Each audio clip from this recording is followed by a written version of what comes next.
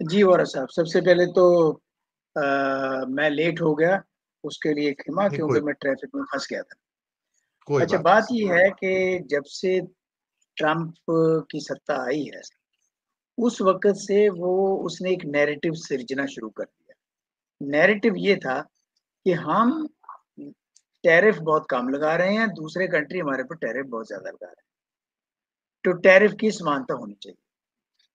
उसमें इंडिया के बारे में बार बार उन्होंने ये कहा कि Modi is friend but India is a lot of hell of a tariff India is imposing on our goods, हमें भी करना पड़ेगा।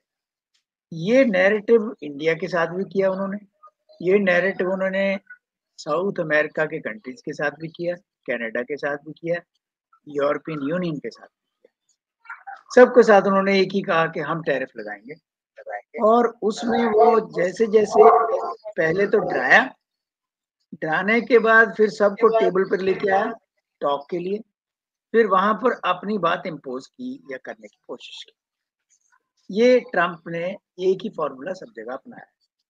जहां तक इंडिया का सवाल है, इंडिया का मैक्सिमम ट्रेड जो है वो हमारे इर्द गिर्द आसियान कंट्रीज के साथ हमारा अच्छा खासा ट्रेड है और काफी बड़ा है। पिछले कभी तकरीबन 20-25 साल में काफी आगे गया है, इवन एक्सपेक्टेशन से आगे गया है।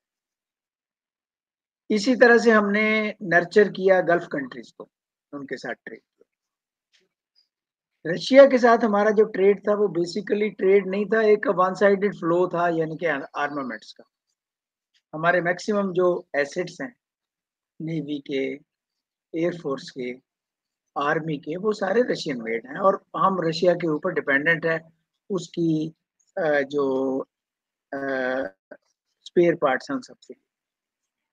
ये चीज उनको पता है कि अगर इंडिया के साथ ट्रेड डील करना है तो उसमें डिफेंस लाना पड़ेगा, और डिफेंस में हमें रशिया के साथ उसकी डिपेंडेंस कम करनी पड़ेगी। और धीरे धीरे कम हुई भी है बोरा साहब। इस समय इसराइल जो है वो मेरा ख्याल है सेकंड लार्जेस्ट डिफेंस सप्लायर है इंडिया का। तो इसराइल और अमेरिका में कोई फर्क नहीं है, मैं वो एक ही उसको मानता हूँ। धीरे धीरे हम पलायन करके अपनी जो नॉन अलाइंड पोजीशन थी, मैं न्यूट्रल तो नहीं कहूंगा, नॉन अलाइंड पोजीशन को छोड़ करके हम धीरे धीरे वेस्ट की तरफ चले गए। जैसे जैसे बीजेपी की सरकारें आई, वेस्ट की तरफ हमारे ज्यादा, अमेरिका की तरफ हम ज्यादा, कैपिटलिज्म की तरफ हम ज्यादा कुछ करते चले गए। और अब क्योंकि हमारा जो ट्रेड है वो आगे एक्सपेंड नहीं कर रहा, प्रेशर ये है कि हम थर्ड लार्जेस्ट इकोनॉमी बनना चाहते हैं, हम अपनी जो है सबसे ज्यादा ग्रोथ करने वाली मेजर इकोनॉमी रखना चाहते हैं। उसके लिए ट्रेड एक्सपेंड करना पड़ेगा, ट्रेड एक्सपेंड हो नहीं रहा। चारों तरफ जो है जीरो सम गेम खेली जा रही है। जीरो सम गेम मतलब है कोई भी दूसरे को बढ़त नहीं देना चाहता।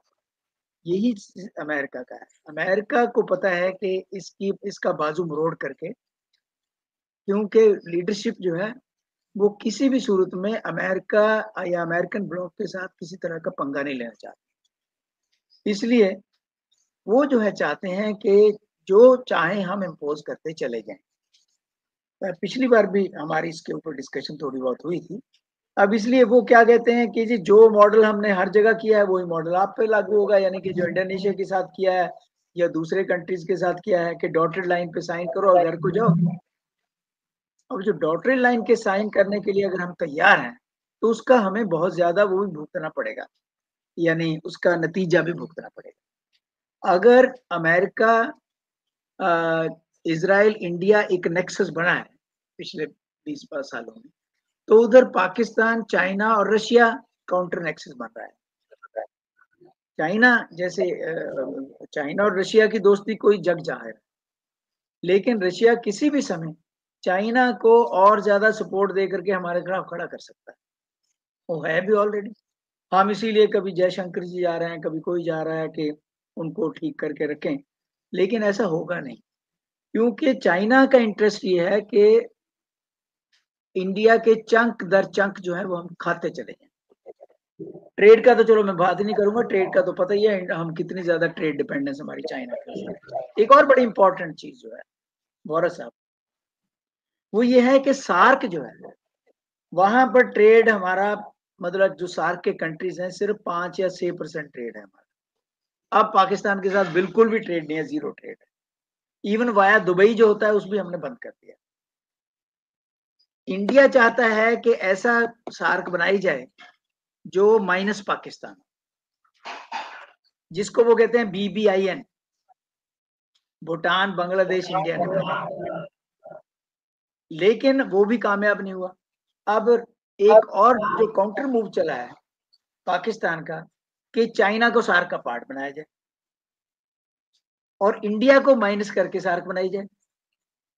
उसमें चाइना का सबके साथ मेजर रोल है ट्रेड का, मतलब लार्जेस्ट ट्रेडिंग पार्टनर जितने भी सार्क कंट्री हैं सबका चाइना है, इवन इंडिया का भी। तो ये जो काउंटर बैलेंसिंग है उससे हम अपने आप को फंसा हुआ महसूस कर रहे हैं। रशिया हमारा उस तरह का दोस्त नहीं है जैसे कभी हुआ करता था। चाइना के साथ हमारा हमेशा से वो है।